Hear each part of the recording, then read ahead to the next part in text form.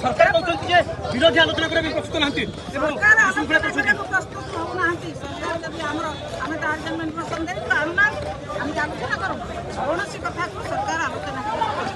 कांग्रेस नेता मैंने बाहर बस कांग्रेस नेता मान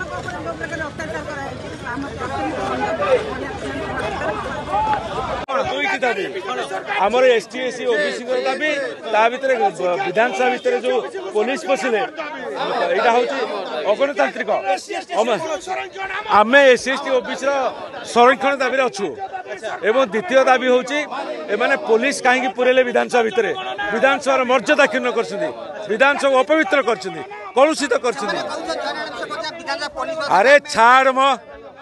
जहाँ हम तुम विधानसभा पुलिस पूरे एमएलए टेक नब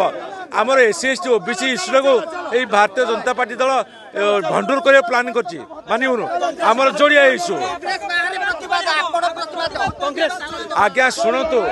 एमाने जेकोसी एमएलए पर अत्याचार कले विजु जनता दल बाहर से जो दल